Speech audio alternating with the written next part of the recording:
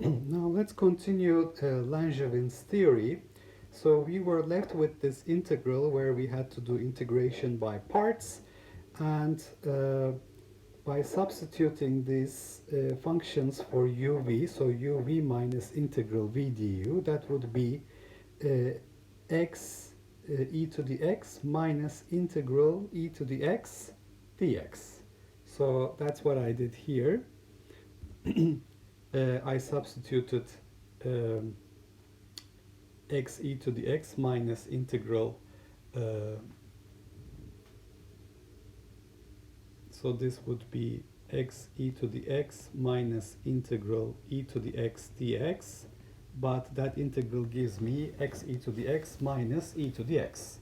And remember, this has to be evaluated between plus y and minus y. So my magnetization becomes the number density, magnetic moment per atom divided by y. Then I have 1 over e to the minus y minus e to the y. In e to the x parentheses, x minus 1 to be evaluated between plus y and minus y. So let's do this separately here. What is e to the x, x minus 1 evaluated between plus y and minus y? Well, that would be equal to e to the minus y minus 1 minus e to the y minus 1. So this would give me minus y e to the minus y minus e to the minus y minus y e to the y and plus e to the y. So I obtain e to the y plus e to the minus y, and then I have minus y here, e to the y plus e to the minus y. So this is what we obtain.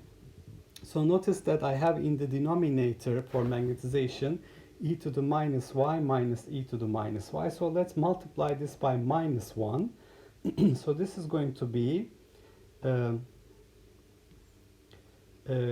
minus 1 times y e to the y plus e to the minus y, and then I will have plus e to the minus y minus e to the y. So this is what I obtain. So for magnetization, when I substitute this result, NVM over y, here I have the minus 1, and here in the parentheses I have y e to the y plus e to the minus y divided by e to the minus y minus e to the y, and then I have plus e to the minus y minus e to the y divided by e to the minus y minus e to the y. So this is going to give me, for magnetization, number density, magnetic moment per atom divided by y. So you can see here these two will cancel and it will give me a 1, and I'm going to operate this minus 1 now. So what I'm going to obtain is basically, because this will give me a 1 and because of the minus 1 up front, I will have a minus 1, and then I will have plus y e to the y plus e to the minus y, and I'm operating the minus 1 in the denominator, e to the y minus e to the minus y. You can see that if you remember, cosine hyperbolic y is e to the y plus e to the minus y over 2. Sine hyperbolic y is e to the y minus e to the minus y over 2. And therefore, cotangent hyperbolic y, which is cosine hyperbolic y divided by sine hyperbolic y, is e to the y plus e to the minus y. divided by e to the y minus e to the minus y. So this tells me that my magnetization is number density, magnetic moment per atom divided by y, and then I have here y times cotangent hyperbolic y minus 1. So if I operate this 1 over y, then basically I obtain for magnetization a number of atoms per volume, magnetic moment per atom, cotangent hyperbolic y minus 1 over y. So this is my end result. And basically I'm going to call this function the Langevin function, L of y. So L of y equals cotangent hyperbolic y minus 1 over y. This is called Langevin function. And by defining this Langevin function here, I can write the magnetization as number density magnetic moment per atom times Langevin function, where y was equal to mh over kBt. So with that, my magnetization is given by this expression. Okay, so I want to study a few limits here. So what happens to the Langevin function as h goes to infinity and t goes to 0? So my y, which is mh over kBt, in this limit will go to infinity. So with that, I'm going to get the limit as y goes to infinity. So this is actually cotangent hyperbolic y minus 1 over y. So it is cotangent hyperbolic y minus 1 over y as y goes to infinity. This is going to 0. So you will have the limit as y goes to infinity, e to the y plus e to the minus y divided by e to the y minus e to the minus y. And as y goes to infinity, these two e to the minus y's will become 0, and therefore this limit is 1. So I find that so that the magnetization in the limit y goes to infinity becomes number density times magnetic moment per atom. This corresponds to complete alignment of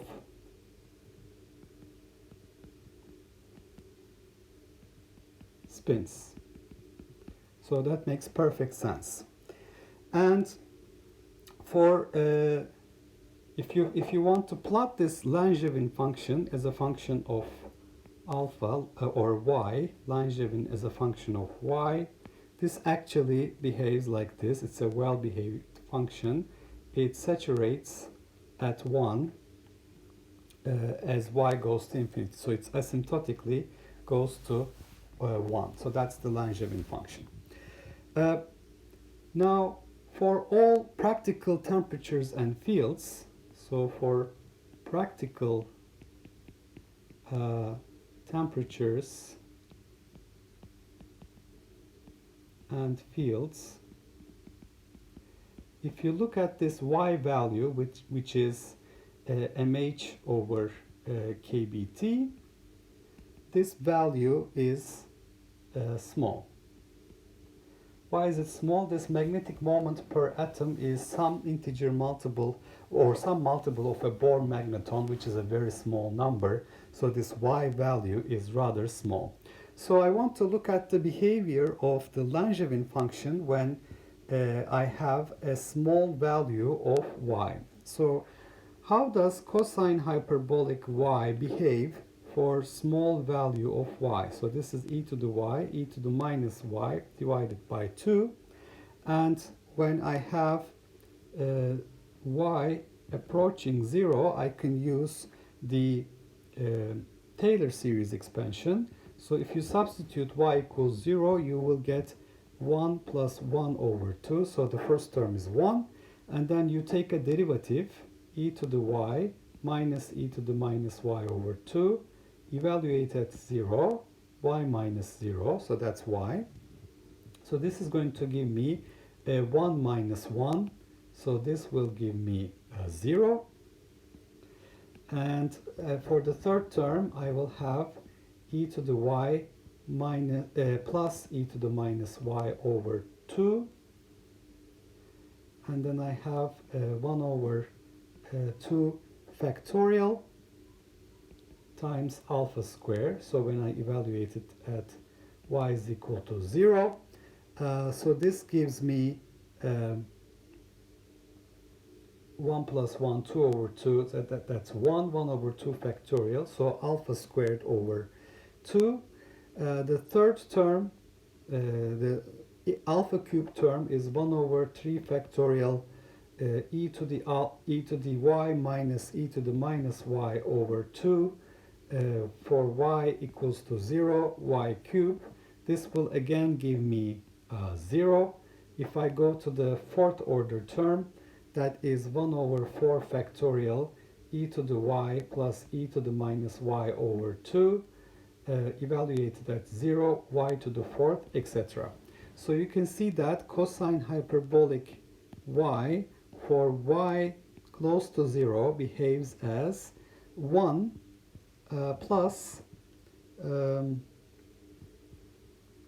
alpha squared over 2, no, not alpha squared, it's y squared, sorry, this is y squared, so it's going to be y squared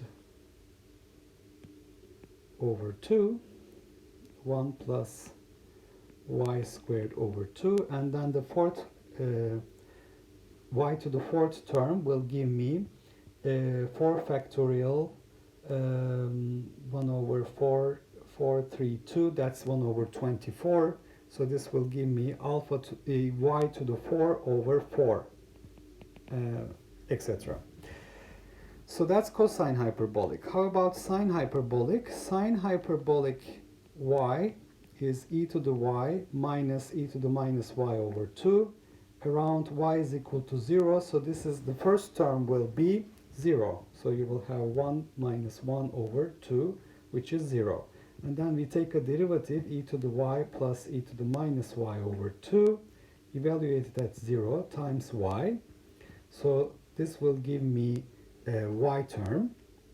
And then I have e to the y minus e to the minus y over 2, evaluated at 0, y squared over 2 factorial. This term will be 0. So this is 0, this is 0. And then the next term is e to the y plus e to the minus y over 2, y equals to 0, 1 over 3 factorial y cube. And at the end, I find that sine hyperbolic y around y is equal to 0 is y plus y cube over 6 plus higher order terms. Okay. So cotangent hyperbolic y is the ratio cosine hyperbolic y over sine hyperbolic y. So if I look at cosine hyperbolic, 1 plus y squared over 2 plus y to the fourth power over 24 dot dot dot. So this will be divided by y plus y cube over 6 plus dot dot dot. The first term is in the division will be 1 over y. So you will get here 1 over y multiplied with y is 1. 1 over y multiplied with y cube over 6 is y squared over 6. So we subtract this from this one. Ones cancel. So you get 3y squared over 6 minus y squared over 6, 2y squared over 6, which is y squared over 3, plus y to the fourth over 24. And if I continue, then I have to multiply it by y over 3, so this will give me y squared over 3. Then I will have y to the 4th over 18. So if I subtract this, I will get 0, and then here I will get minus something. So this will continue. Minus 6 y to the 4th divided by 24 times 18, etc. So this continues like this. So the first two terms are for cotangent hyperbolic y around y equals to 0. It starts out with 1 over y plus y over 3, etc. So those are the first two terms. Now when I write the magnetization was NVM, magnetic moment per atom, number density, Langevin function L of y. Now for y small, this is going to be NVM times the Langevin function. Langevin function was cotangent hyperbolic y minus 1 over y. So it is cotangent hyperbolic y, 1 over y plus y over 3 minus 1 over y. So I take the first two terms.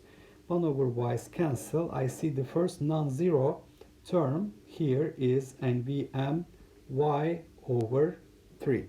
So y was defined as mh over kBt. So substituting this here, I find that magnetization is NVM mh over 3 kBt. So it is number density m square h over 3 kBt. So therefore the paramagnetic susceptibility, which is m divided by h, is the number density m squared divided by 3 kBt. So this is actually a number c divided by temperature. So it's a constant c divided by temperature for a given material. This is known as Curie's law. The fact that the susceptibility varies as 1 over t. So remember that I have done this calculation using CGS. I leave it as an exercise to you to figure out what is the paramagnetic susceptibility in SI. So you can figure this out quite easily. Okay, so in summary, we have treated our moments as localized moments in the Langevin theory. So in the first video, we talked about the probability distribution of the angle. Since we assume a random alignment of magnetic moments with respect to magnetic field, we could say that if there is no energy cost to having a random alignment, you would have any angle equally possible. That would mean that you would have the probability density p of theta d theta 2 pi r square sine theta d theta divided by 4 pi r square. The area of the strip divided by the area of the surface area of the sphere. But since we have an energy cost for each angle and the energy is minus m dot h using CGS, we can basically find out the probability density by multiplying the angles with the corresponding Boltzmann factors, e to the minus energy over kBt. So by doing so, we can calculate the probability density function as e to the mh cosine theta over kBt sine theta d theta divided by the partition function. The magnetization is number of atoms per volume, magnetic moment per atom, times the average value of cosine theta. So theta is the angle between the magnetic moment and the field. And remember that also we can write number density as Avogadro's number, density of the material divided by atomic weight. So we could write this result as also rho Na divided by atomic number m square divided by 3 kBt. So we could do that. So going through the math here, it's a little bit long integration procedure. We obtain the Langevin function, which is cotangent hyperbolic y minus 1 over y. And the Langevin function behaves in such a way that for 0 temperature, high field, it becomes 1. And for the low values of y, the Langevin function actually becomes, as we have shown here, y over 3. So it has a linear dependence. So here we have seen that the slope is 1 over 3. So the Langevin function varies as y over 3 initially. So that's the region of interest here, because we see that most y values that we consider, mh over kt, are small, because the magnetic moment per atom is some multiple of Bohr magneton, which is a small number. So we will look at the limit of the Langevin function for small y, and we find that it is y over 3. So we can obtain the paramagnetic susceptibility by looking at m over h. It is nvm square over 3 kBt. And once again, we did this using CGS units.